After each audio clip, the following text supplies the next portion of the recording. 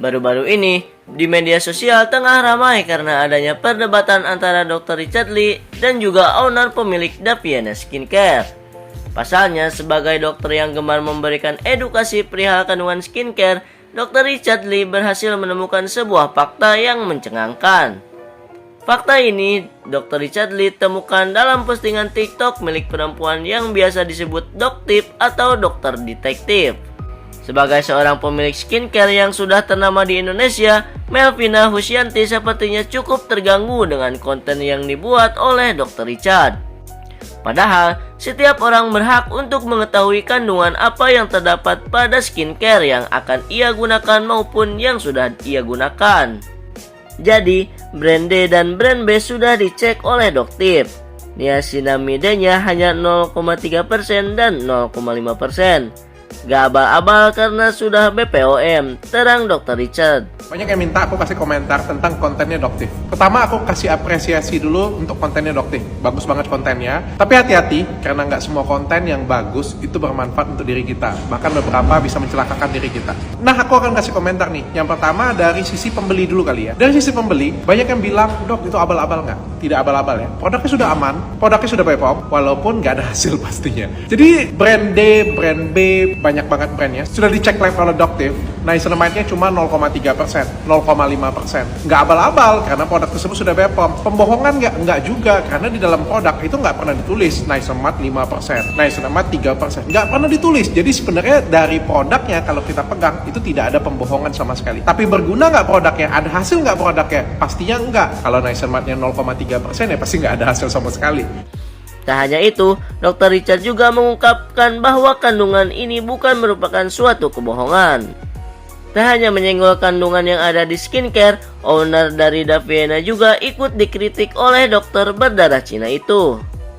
Ia pun mengungkapkan alasan mengapa kandungan yang terdapat dalam skincare Daviana tak dapat dikatakan dosis tinggi. Dari segi ownernya nih, ownernya bilang, bibit, ghosting, dosis tinggi. Pertanyaannya, yang mana yang dosis tinggi? Aku tuh penasaran, kalau dosis tinggi, jangankan itu ya, niacinamide 5% saja, itu dosisnya standar. 10% masih ada jurnalnya, itu pun juga dibilangnya standar. Sedangkan di hasil lab 0,3%, 0,5%, jauh banget dari standarnya. Dosis tingginya ada di mana? Kalau dibilang, Dok, itu ada 27 kali, jadi ada 27 zat aktif, banyak banget. Ya percuma kalau dosisnya nggak sesuai, dosisnya kecil-kecil. Bayangin kalau kalian buat kue nih ya, kalian kasih kuenya besar kayak gini ya, kalian kasih gulanya dikit, kalian kasih kismisnya sedikit, kalian kasih menteganya dikit, kalian kasih truffle-nya sedikit. Kira-kira berasa nggak kuenya? Kira-kira berasa nggak apa yang dimasukin? Kira-kira berkualitas nggak kuenya? Ya kalian yang bisa jawab sendiri, kalian bisa nilai sendiri bagaimana. Mau buat skincare itu mudah, mau buat skincare viral juga mudah. Mau buat skincare yang berkualitas itu sulit banget.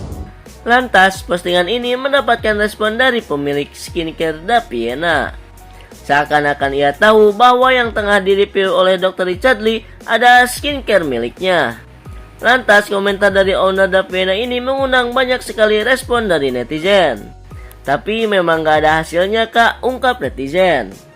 Tak hanya itu, ada juga netizen yang menganggap bahwa owner Daviana merupakan orang yang anti kritik. Anti kritik kak, bukannya sibuk uji lab malah melintir ke Dr. Richard Lee, tambah akun media sosial lainnya. So, gimana menurut kalian? Komen. Nah kan banyak yang overclaim.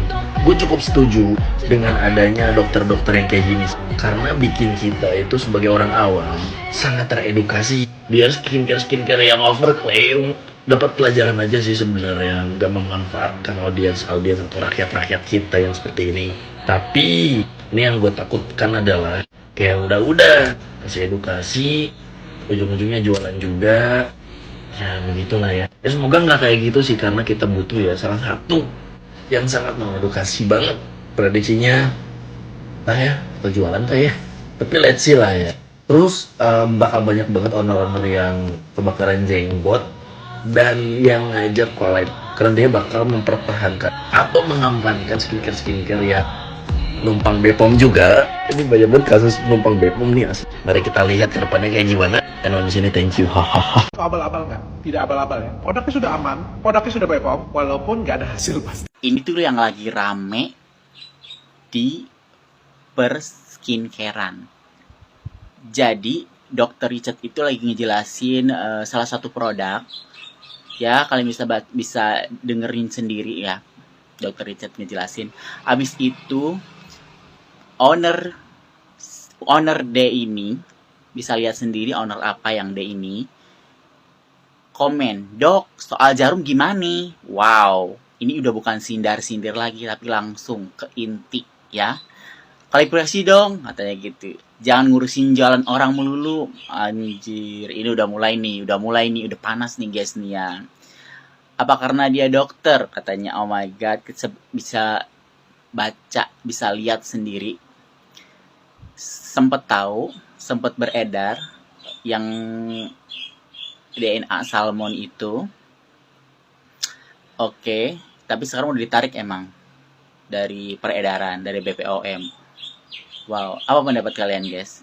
Kalau kalian nggak tahu DNA salmonnya Dr. Richard, itu loh yang buat bekas jerawat yang ditotol-totolin itu, yang ada jarumnya gitu. Gini, sampai berdarah-darah guys. Siapa yang ngikutin dramanya Dr. Richard sama Daviana ini?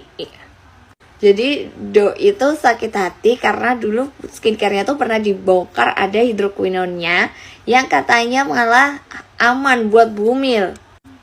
Ya ini aku sebagai customer ya mbak, sebagai customer ngomong sih kalau memang mbaknya itu produknya mengandung hidroquinon, harusnya bilang itu nggak aman buat bumil. Udah selesai di situ. Kalau hal kayak gitu tuh menurutku bukan klikikan ya, tapi kamu tuh diingatkan bahwa produkmu itu yang mengandung hidroquinon itu tidak baik untuk bumil.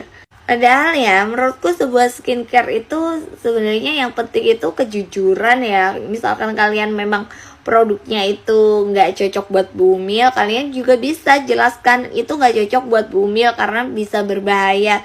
Jadi kalian tuh nggak menjerumuskan gitu loh. Dan buat kalian-kalian yang suka skincarean, jangan lupa untuk selalu follow banyak dokter-dokter buat belajar skincare. Jangan cuma percaya sama brand aja. Guys, sekarang aku mau nimbrung masalahnya Dr. Richard dan Daviana Skincare. Jadi mereka tuh kayak Tom and Jerry berantem padahal dua-duanya tuh punya masalah gitu. Dan masalahnya tuh nggak gemen-gemen, yang si Dr. Richard diduga produknya ditarik dan membahayakan konsumen. Yang Daviana itu sempat diduga dulunya berjualan skincare abal-abal yang mengandung hidroquinnya yang melebihi batas. Ini yang Daviana. Ini udah lama banget sih, aku tahu banget drama ini. Memang Daviana dulu itu berjualan skincare ada hidroquinnya yang melebihi batas yang sangat membahayakan bagi konsumen. Atau bisa bilang di abal-abal. Cuman aku nggak tahu nih Daviana Skincare yang ini yang dimaksud Dr. Richard itu sama apa enggak sama Daviana yang orang ownernya ini. Yang kedua, Dr. Richard itu juga jualan DNA salmon yang ada jarum-jarumnya dan sudah tuh ada BPOM-nya, tuh ada nomor BPOM-nya, NA bla bla bla bla bla, itu ada nomor BPOM-nya guys. Yang sampai sekarang kita tuh bertanya-tanya apakah ini keteledoran BPOM? Masyarakat juga bingung kenapa BPOM ini kok bisa meloloskan produk seperti ini yang mengandung jarum yang tentunya membahayakan bagi konsumen jika tidak penggunaannya tidak steril berulang kali. Jadi yang lucu adalah mereka berdua mempunyai masalah sama-sama di dunia skincare, tapi yang dokter ini tidak mau sendiri, tak bercermin dia mempunyai salah tapi sekarang masih nyala-nyalain orang. Yang Daviana itu juga kita juga nggak tahu apakah itu Daviana beneran jualan hidroquinon dan apakah Daviana itu memang Daviana yang ini ownernya. Jadi lucu aja gitu loh sama dua orang ini. Menurut aku kayak Tom and Jerry, tidak dewasa, tidak bijaksana, dan menurut aku sangat selfish dan tidak memikirkan konsumen gitu, hanya mencari uangnya aja. Banyak klarifikasi, kayak saling tunjuk orang siapa yang salah dan siapa yang benar, bukannya kayak saling mengklarifikasi masalahnya sendiri. Itu kayak terutama dokter ini sih karena dia tuh dokter ya, jadi kayak dokter kok kenapa gitu.